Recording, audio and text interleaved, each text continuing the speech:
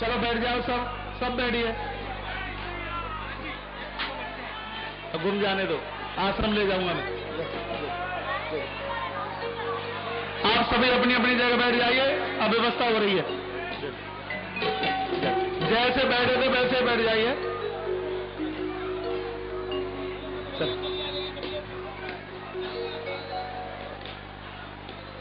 चौपाई का स्वर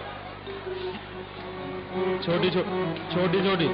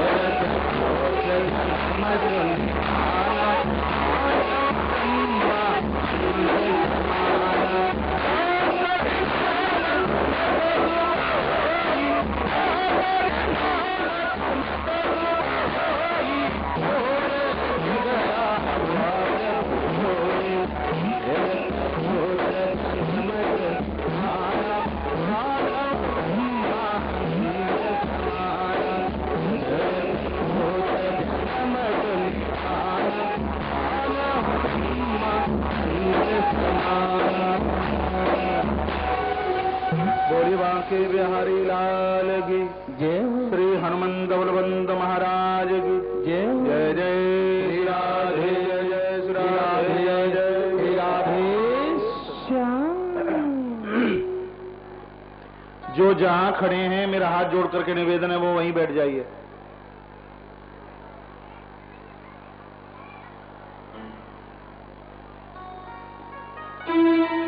थोड़ा अपने गले में चैन वैन भी देख लेना सुरक्षित है क्या।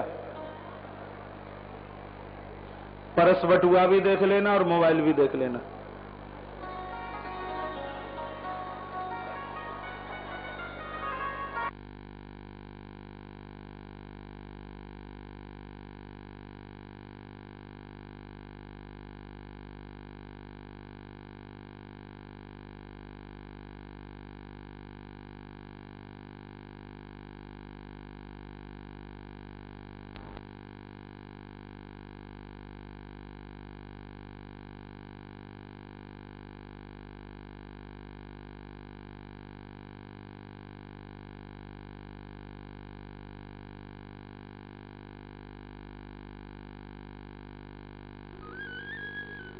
आपके लिए 2 मिनट का और समय, थोड़ा 2 मिनट और बात कर लीजिए, फिर फुर्सत मिली कि नहीं।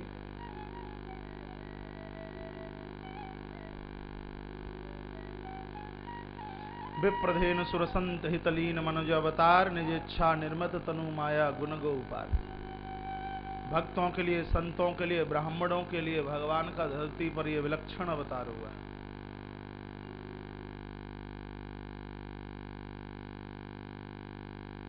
मग्न थे, किसी को अपने देह की सुध बुध भी नहीं रही। सबको बहुत भारी प्रसन्नता, लेकिन इसी भीड़ में चंद्रदेव खड़े खड़े रो रहे हैं। परमात्मा की दृष्टि पड़ी और कहा, भाई तुम्हारी आंख में आंसू क्यों हैं? मेरे जन्म पर तो सबको खुशी है, लेकिन तुम रोते क्यों हो? चंद्रदेव ने कहा, महाराज 1 महीने से सूर्यदेव लाइन में खड़े हुए हैं। जब तक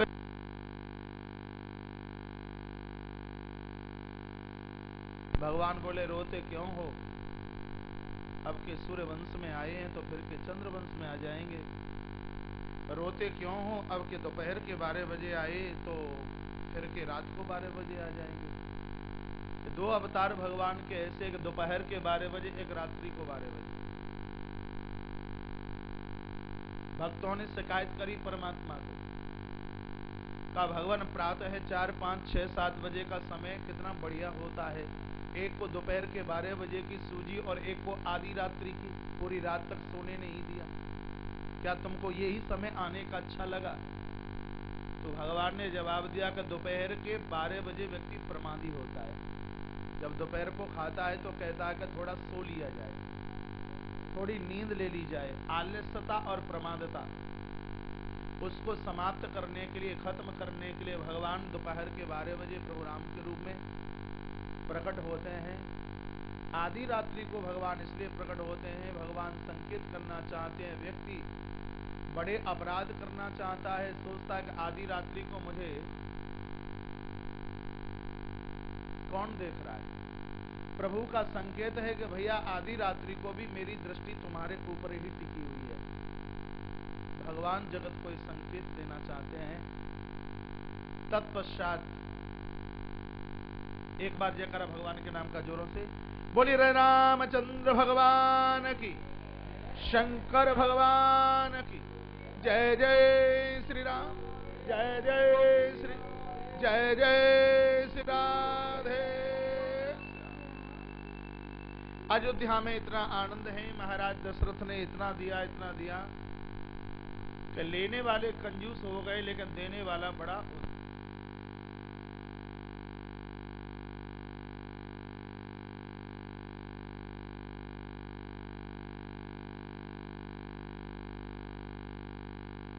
महाराज ने अपना सब कुछ लुटाया, लोगों को मिला, लेकिन जिसको मिला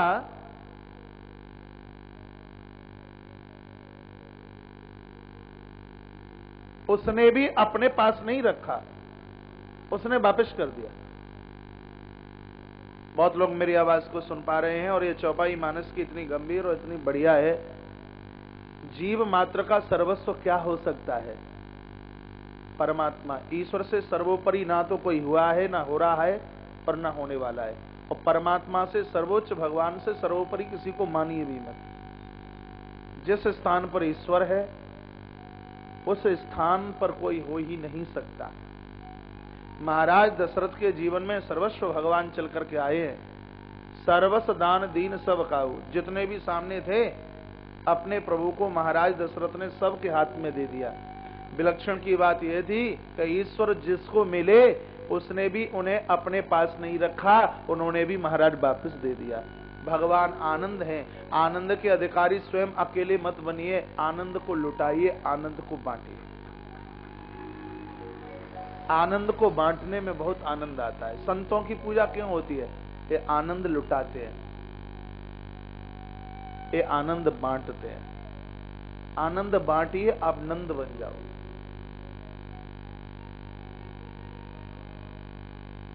अवध में बहुत आनंद हुआ। ग्रही ग्रही बाज बधाक सो प्रगटे, सुषमा कंद हर्षवंत सब जाई, तही नगर नारी नर वृंद।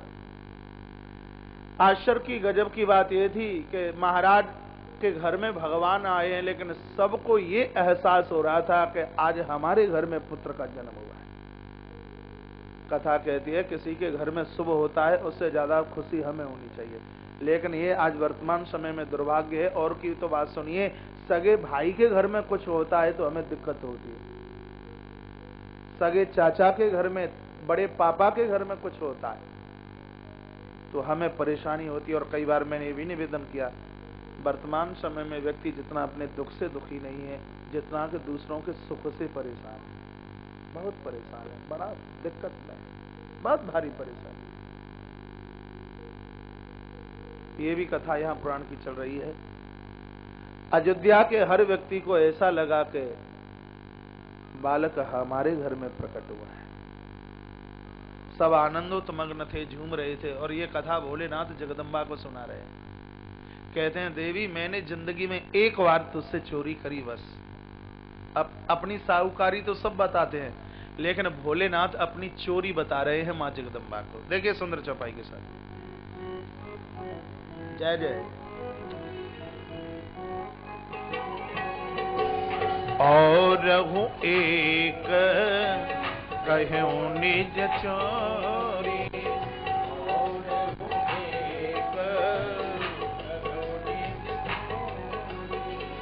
सुनी गिर जाती गणमत मोरी, सुनी गिर जाती गणमत मोरी।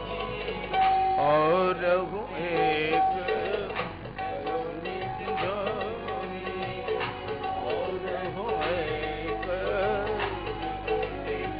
क्या चोरी है? काग भुसोन ऋण हम दो, काग भुसोन ऋण हम दो, रूप जाऊं नहीं को, मनुज रूप जाऊं नहीं को। और एक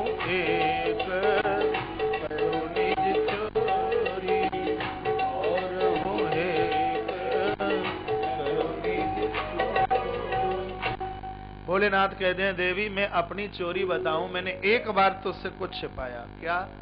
हम तो तुमको बोल के गए थे कि नीलांचल पर्वत पर जा रहे हैं, लेकिन हम नीलगिरी पर्वत पर ना जाते हुए भुसुंडी को अपने साथ में लेते हुए हम अयोध्या जाकर के पहुंच गए। और ये बात हमने तुम्हें नहीं बताई। जगदम्बा ने कहा तो मैं क्या मना करती, आपने हमें क्यों नहीं बताया? हमने तुम्हें इसलिए नहीं बताया क्योंकि तुम हमारी पोल खोल देती। का काय बात की कि हम तो प्रभु का दर्शन करने के लिए अवध गए, यदि तुम हमारे साथ जाती होती तो हम तो दशरथ महाराज की देहली पर खड़े रह जाते। लेकिन माताओं में एक बहुत बड़ी विशेषता है, बाहर रुकने वाली का आदमी घर में पुरुष प्रवेश करे तो महाराज अंदर से आवाज ऐसी आएगी और बिल्कुल झुरपुटाएगा और उसको ऐसी एहसासता होगी कि पाम आगे रखूं कि न रखूं। लेकिन माता तो आप कहो किचन तक पहुंच जाए और कहो और अंदर का कोई रूम हो वहां तक पहुंच जाए, मां रुकने वाली कहां? तुम तो रुकने वाली नहीं थी, ये सीधे कौशल्या के पास पहुंचती। कौशल्या पूछती कि जगदम्बा अकेली आई हो, वो नहीं आए तो तुम तो बोल देती कि बाहर चौखट पर खड़े हुए हैं, और सुनकर लोग दौड़ करके आते, ईश्वर समझ करके वो मेरी पूजा करते, और कहीं मुझे ईश्वरत्व बनने का भाव मेरे अंदर पैदा हो जाता तो फिर मैं परमात्मा राम के दर्शन करने का अधिकारी नहीं रहता। ये कथा कहती है कि जो स्वयं में ईश्वर बनना चाहता है उसको कभी ईश्वर का दर्शन नहीं होता। जो बढ़िया संत होते हैं, जो बढ़िया गुरुजन होते हैं, वो कहते हैं कि भाई हम तो एक ईश्वर को पुजाने का माध्यम है, हम ईश्वर नहीं हो सकते। आप सब लोग मिलकर भगवान की पूजा कीजिए, और जो अपनी पूजा चाहे महाराज वो महान नहीं हो सकता, कभी महान नहीं हो सकता जो अपनी पूजा चाहे। ये भोलेनाथ का बात है। भगवान शंकर कहते हैं तुम संग जाते तो लोग हमारी पूजा करते, और सही बात है। जगदम्बा तो श्रद्धा की प्रतीक है, जगदम्बा तो भक्ति की प्रतीक है। जहां श्रद्धा है, जहां भक्ति है, वहां तो निश्चित रूप से व्यक्ति का पूजन है। फिर माता ने पूछा, ये बताइए कि दर्शन हुए कि नहीं, आगे क्या हुआ? तो भोलेनाथ बोले हैं, देवी क्या बताऊं, जब हम और कागभुसुंडी दोनों के दोनों अवध में पहुंचे, भीड़ इतनी थी कि पांव रखने को कहीं जगह नहीं। मैंने कागभुसुंडी को कहा कि यहां तो ईश्वर का दर्शन करना मुश्किल है। कागभुसुंडी तुम एक काम कीजिए, सीधे माता कौशल्या की देहली पर कैसे भी पहुंच जाइए, और जाके मैया को बोल दीजिए कि हमारे गुरु कोई ऐसे आए हैं जो त्रिकालदर्शी हैं, यदि अपने बेटे का भविष्य पूछना चाहो तो मैं पिछवाड़ी की देहली से अपने उस गुरुजी को लेकर के आ जाऊं। मैंने इतना कहा, भुसुंडी ने दौड़ लगाई और सीधे कौशल्या मां के दरबार में पहुंचा, मैया को प्रणाम किया और कहा, मैया ऐसे एक त्रिकालदर्शी महात्मा आए हैं जो तीनों कालों की बात बताते हैं। माँ यदि तू कहे तो गुरुजी को दौड़ करके ले आऊं? सो कौशल्या बोली, ले आओ, छिपके छिपके, किसी को पता न लगे, पिछवाड़े के किवाड़ में धीमे से खोल दूंगी। भुसुंडी दौड़कर आया। भुसुंडी ने कहा, गुरुजी बन गया काम, गुरुजी बन गया काम, और दौड़ करके चलिए, और मैया ने अनुमति दे दी है। गले से लगा लिया भुसुंडी को, और भगवान कहते हैं शिष्य हो तो भुसुंडी तुझ जैसा, उंगली पकड़ी है लेकर के गए हैं, मैया के सामने खड़े हो गए भगवान भोलेनाथ। मैया ने कहा कि हे महात्मन, हम तुम्हारे चरणों में वंदन करते हैं, प्रणाम करते हैं, मेरे बच्चे के भविष्य के बारे में कुछ बता दीजिए। का भविष्य तो बाद में बताऊंगा, पहले माथे की लकीर तो पढ़ूं कि माथे के ऊपर लकीर क्या बोलती है। सो मैया लेकर के गई, और भगवान झूले में थे। आज हर ने हरि को देखा, हरि ने आज हर को देखा, एक दूसरे को देख करके मुस्कुरा रहे थे। बाबा ने भविष्य के बारे में बताया, कहा माता दुनिया की एक बहुत बड़ी ताकत है, हे बालक, तीनों लोगों का ये सम्राट है, दस्युओं का, दुश्मनों का ये काल है, भक्तों का माता ये प्रतिपाल है। माता इस बच्चे के द्वारा बहुत बड़े बड़े काम होंगे, लेकिन माताओं को एक बात की ज्यादा फिक्र होती है, बेटा बस छोटे से अभी बड़ा हुआ नहीं है, नौकरी लगे कि नहीं ये माता को फिक्र नहीं है। पढ़ने लिखने में निपुण कितना होवे इस बात की चिंता नहीं होती। माता को यदि सबसे ज्यादा कोई चिंता है बच्चे की, तो काय की चिंता है? होठ चल रहे हैं, कहा विवाह की चिंता है? लला का विवाह कब होगा? भले ही बहू आते ही धक्का देना शुरू कर दे, उस बात की चिंता नहीं है। अभी 15 साल का हुआ नहीं है, ठीक से माला घुमाती है, अब डब्लू कब बड़ा हुए हैं, सो डब्लू की डबली जल्दी आवे। कितनी जल्दी होती है, कितनी जल्दी। मैया ने पूछ लिया, ये बता दीजिए कि मेरे लला को ब्याह कब होगा? भगवान भोलेनाथ ने कहा, मैया एक संत की कृपा से तुम्हारे बेटे का पाणी ग्रहण संस्कार, विवाह तक की पूरी बात भगवान शंकर ने बताई। लेकिन प्रभु राम के वनवास के बारे में भोलेनाथ ने कुछ भी नहीं कहा, क्योंकि शंकर भगवान जानते हैं यदि अभी से मैंने ऐसा बोल दिया तो माता तो मस्तिष्क पटक पटक करके अपने जीवन को समाप्त ना कर दे। भोलेनाथ प्रभु का दर्शन करके वहां से निकल गए हैं। तो तत्पश्चात अब मेरे भगवान और छोटे से बड़े हुए। वो सुंदर सा मुहूर्त समय आया, सुंदर सा वो क्षण आया जिस क्षण को मानस में नाम संस्कार के नाम से जाना जाता है। 16 संस्कारों में से माइक 16 संस्कारों में से एक संस्कार है नाम संस्कार। बच्चों का नाम संस्कार शास्त्रोक्त विधि से कीजिए। आचार्यों से, गुरुजनों से, बूढ़े दादा दादी से और महान पुरुषों से पूछ करके बच्चों का नाम रखवाइए। कृष्ण आए, नाम संस्कार की आवश्यकता पड़ी। यहाँ भगवान मेरे प्रभु आ रहे हैं, नाम संस्कार की आवश्यकता पड़ी। जिस दिन घर में आप बच्चे का नाम रखते हैं उस दिन घर में कोई उत्सव होना चाहिए। यज्ञ हो, हवन हो, संत ब्राह्मणों के चरण आपके घर में पड़े उस दिन, जिस दिन बच्चे का नाम संस्कार हो रहा है। यज्ञोपवीत संस्कार होता है तो बहुत बड़ा उत्सव होगा। जनेऊ संस्कार हो, वर्तमान समय में तो दिखाई ही नहीं देता जनेऊ संस्कार। विवाह के समय में आचार्य एक नकली जनेऊ डलवा देते हैं थोड़ी देर के लिए, रेडीमेड। बिना यज्ञोपवीत के, बिना सत्कर्म का पूर्ण फल नहीं मिलता। जनेऊ चाबी का गुच्छा लटकाने का साधन नहीं है। ब्रह्मा, विष्णु और शिव जिस लड़ी में बैठे हुए हैं, एक 96 की लगी हुई गांठ साक्षात माता गायत्री का स्वरूप है। नाम संस्कार की बात चल रही है। बच्चे का नाम रखा जाए, सुंदर सा पट्टा लीजिए, गोरोचन और कुमकुम के द्वारा बच्चे का नाम उस पट्टी के ऊपर लिखा जाए या भोजपत्र के ऊपर। उसको रक्त या पीत वस्त्र से उसको उड़ा दीजिए। जैसे ही हवन यज्ञ पूरा हो जाता है, आचार्य के द्वारा, गुरुजनों के द्वारा या किसी वृद्ध के द्वारा प्रथम उस नाम को उच्चारण कराइए। कपड़े को उठाइए, फूलों की वृष्टि कीजिए, ताली बजाइए और बच्चे को आशीर्वाद दीजिए। ये नाम संस्कार की विधि है। मेरे भगवान का नाम संस्कार किया जा रहा है।